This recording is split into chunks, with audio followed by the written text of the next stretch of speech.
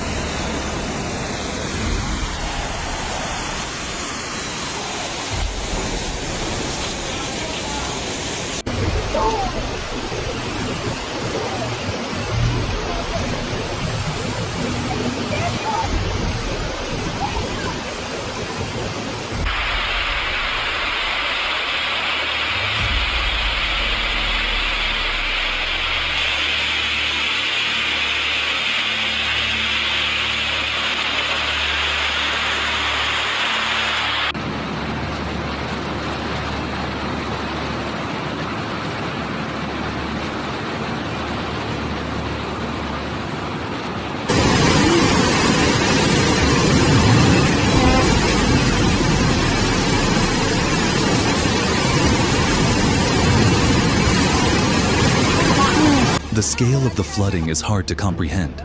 Entire towns now lie underwater. In countless neighborhoods, floodwaters have reached the rooftops of homes. Roads have vanished beneath rushing torrents.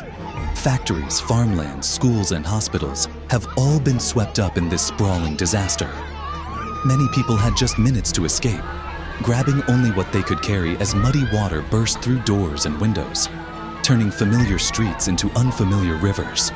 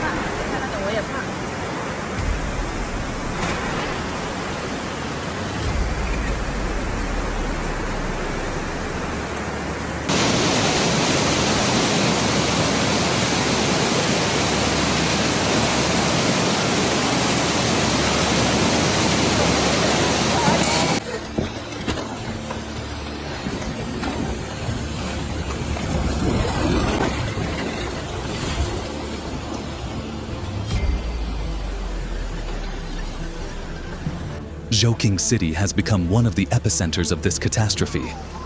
The Suijiang River there has surged past its highest historical level, cresting at a staggering 55.22 meters, well above emergency thresholds. Residents watched in horror as water swallowed entire city blocks, electricity grids failed, and communication networks collapsed. More than 118,000 households lost power in a matter of hours. In Huaiji County, which lies upstream, the destruction has affected over 300,000 people. More than 70,000 individuals, entire families, have been urgently relocated to safer ground as officials scramble to respond.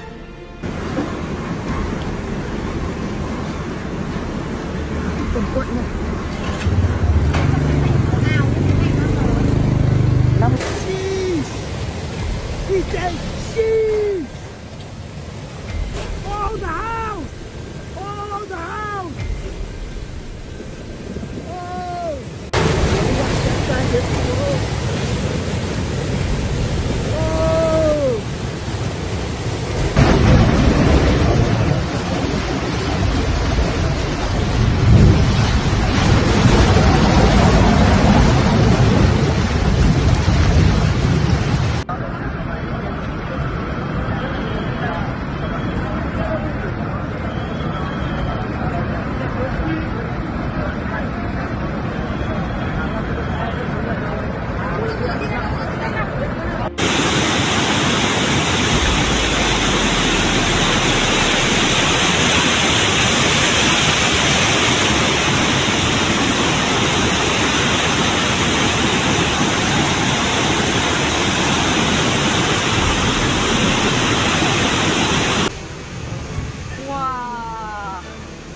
害怕了，家长们太害怕了。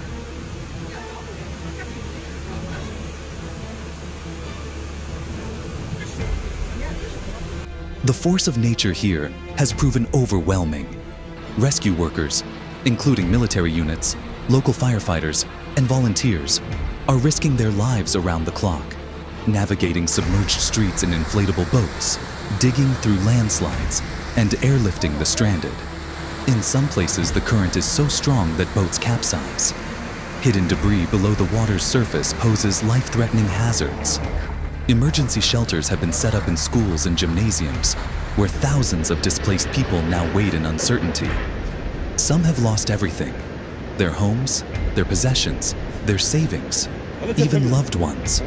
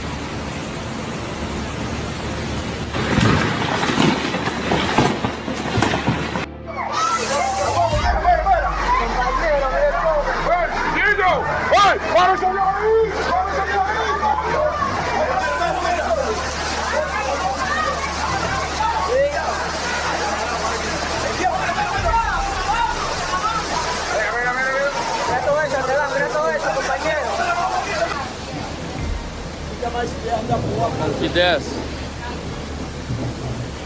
Como que desce?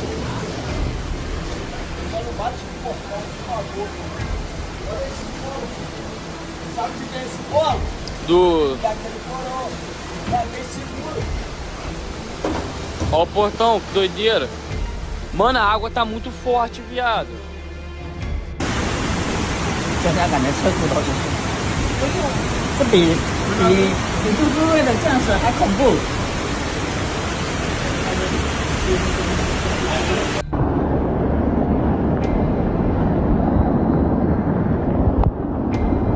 While the confirmed death toll remains limited so far, mainly due to quick emergency action, the full scale of loss, both human and material, remains unknown and is expected to grow in the coming days. Neighboring Hunan province has also reported fatalities and widespread flooding as the rains continue to batter the region. This flood is not just a natural disaster, it's a wake-up call. Scientists and meteorologists point to a clear connection between this year's monstrous rainfall and the growing impact of climate change. The East Asian summer monsoon, which normally brings much-needed rain to the region, has intensified significantly, driven by warmer oceans and shifting atmospheric patterns. These changes have transformed what was once predictable into something increasingly volatile and extreme. This once-in-a-century flood event may become alarmingly common in the years ahead. Climate researchers warn that if current global emissions trends continue, extreme rainfall events like this could double or even triple in frequency across East Asia. China, with its vast urban populations and rapidly developing infrastructure, is particularly vulnerable. But the rain alone isn't to blame for the scale of this catastrophe. Guangdong's rapid economic development over the past 3 decades has come with consequences. Much of the Pearl River Delta, one of the most densely populated and heavily industrialized areas in the world, has been paved over. Wetlands and farmland that once absorbed rainwater have been replaced by factories, expressways, and residential high-rises. The natural drainage system has been choked, and in many areas, it no longer functions.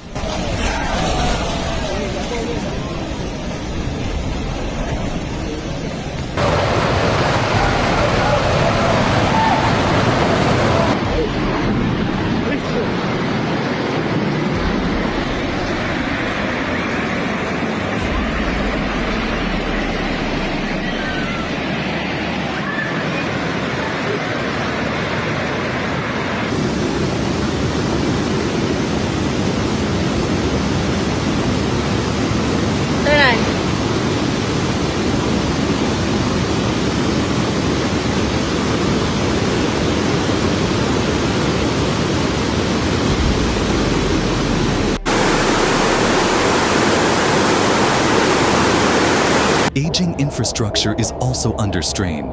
Many flood control systems were designed for conditions from decades ago, not the extreme weather we see today.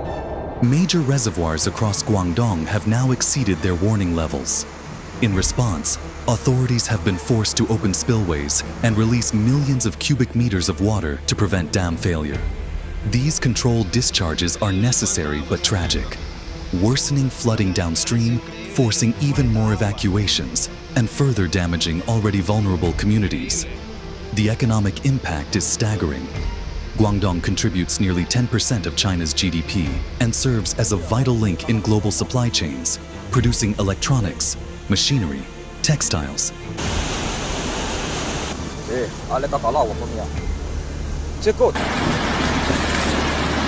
Mamma mía, la crecilla como viene.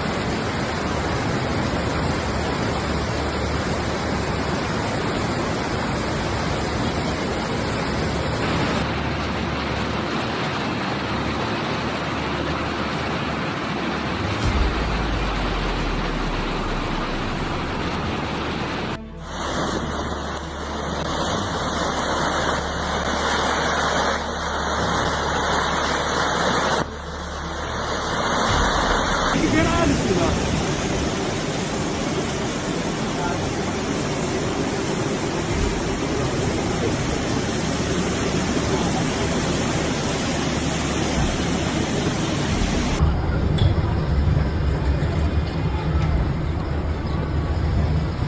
老牛都。 And more. Entire manufacturing zones have been submerged. Supply routes are disrupted. Ports are struggling to operate. And for the agricultural sector, the timing couldn't be worse. Large areas of cropland have been washed away just before harvest, threatening food security not only locally, but across the broader region. In Huaiji County alone, direct economic losses have already been estimated at over 41 million yuan, about 5.7 million US dollars, and that's just the beginning. Recovery will be slow and costly. Rebuilding roads, restoring homes, repairing factories, and helping displaced families restart their lives will require enormous resources and time. The human cost, however, goes beyond numbers. For countless people, this disaster will leave deep scars.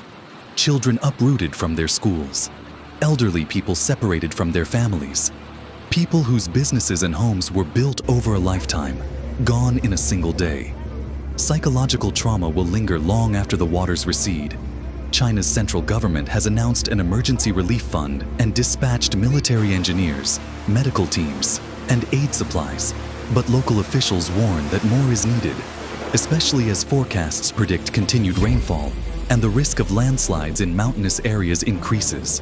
The ground is already waterlogged, and any further rain could trigger even deadlier consequences. This flood is a brutal reminder of how vulnerable our modern interconnected world is to the growing threat of climate-driven disasters. It's a moment of reckoning not just for Guangdong, but for every nation grappling with aging infrastructure, unchecked urbanization, and the climate crisis. As rescue and recovery efforts continue, one thing is clear. We must rethink how we build, how we plan, and how we prepare for the future. More resilient infrastructure, sustainable urban development, and robust early warning systems are no longer optional. They are essential. For the people of Guangdong, the focus now is survival. But for the world watching, this disaster must serve as a turning point. Because if we do not act decisively on climate, this tragedy will not be the last.